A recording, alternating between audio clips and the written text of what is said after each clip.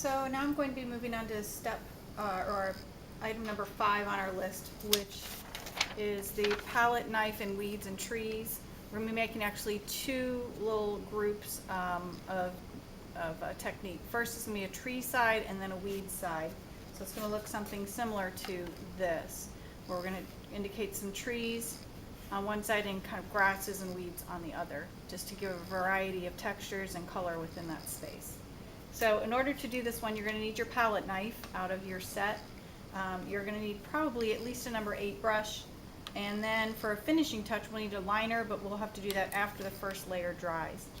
So to begin with, I've already mixed on my palette a mixture of the green and the burnt umber from your set. And I'm just loading up my brush, and I'm going to create kind of a rough texture. You can see I'm holding the brush with my hand over the top, keeping the brush parallel to the paper, so I can get a very variegated with rough edges blob of color there. This is going to become the place where I scrape in the texture. And you can make it as big as you want, just don't go into the other half of the page where we'll be doing a second texture. By holding the brush flat like that, I get that rough texture all around the edge, which is really nice for creating foliage texture. So I want to watch my paper. I'm starting to lose the shine of the paper in here, which is the perfect time to begin to scrape branches into the texture.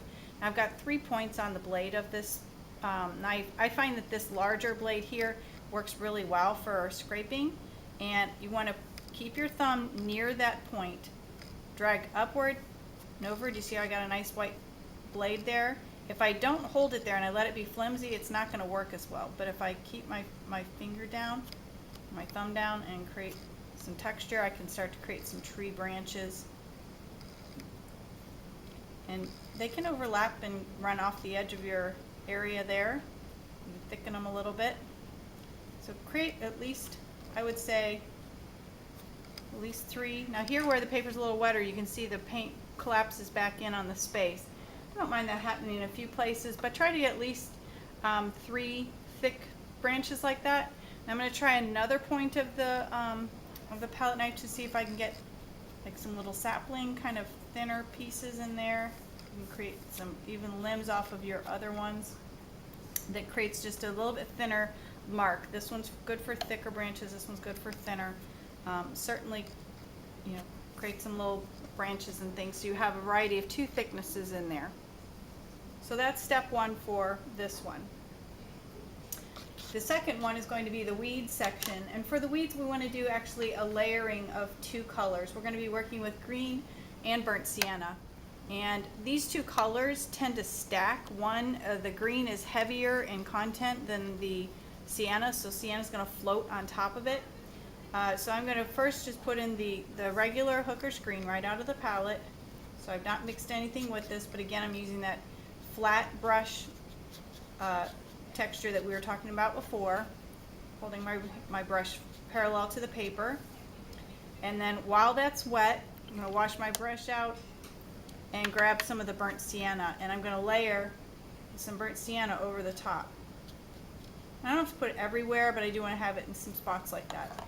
Now while that's wet, I'm going to use the tip of this. You can even use that little tip there if you want, to create some weed textures.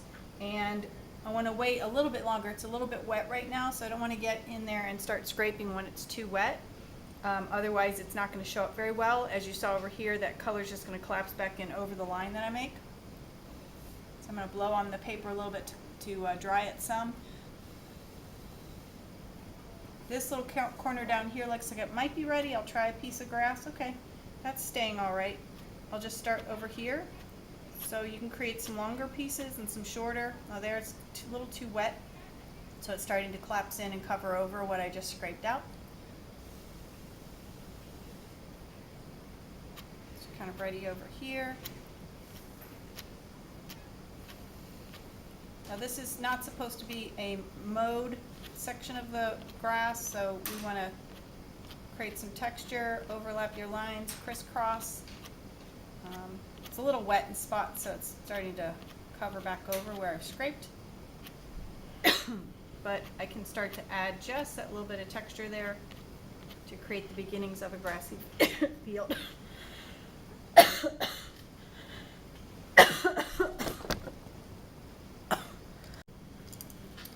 So I'm ready to put the finishing touches on these palette knife techniques. We were able to use green and brown mixture to create this first blotch of color, and used our palette knife to scrape. And then the second one, we did some grasses with a layered of 2 color. And I'm going to use my liner brush, which has the really long hair, and I'm going to first wet it so that it goes to a really nice point. And then on my palette, I'm going to grab some real concentrated dark color, and I'm going to add to the trees that I've already started here. So in this case, I'm going to add some smaller twigs and branches. Looks like I need a little more water.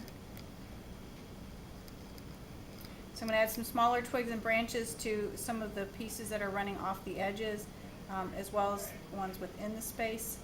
I can add some additional trees as well.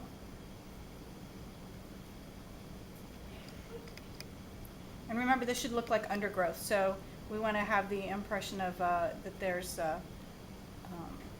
this is a undergrowth of a forest where we see lots of layering of foliage and leaf material and twigs and branches, as if you were looking into the woods along the edge, and that you can see briar and bramble and honeysuckle and all of the things that might be visible if you were looking into a deep woods out on a hike or camping. So kind of use your imagination, imagine what that might look like. And let some of your shapes run off the edge of the zone, so outside of this bubble. And it's nice that we left that rough texture on the edge. It kind of gives the idea of leaf foliage there.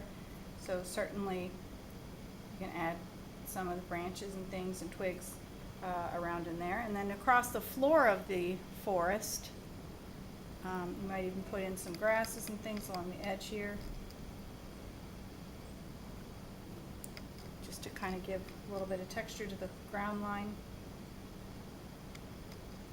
And again, it's not mowed, so you can make it different lengths.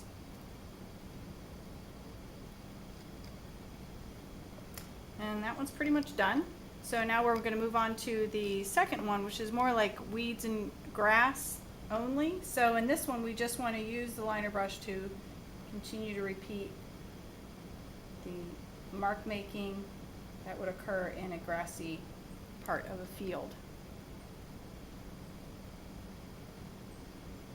So using a very dark black, and this is the Payne's gray. I've just got it in a very concentrated form. If I wanted it darker, I could certainly add some more burnt umber to it, maybe a little bit of Prussian blue if I wanted to make it deeper, darker. So just continue to add overlapping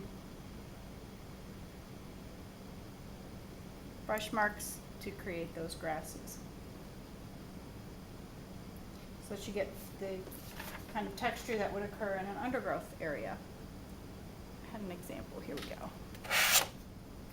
So if that one's a little closer, it's a little lighter too, you can see just the texture that can occur. So that's that one.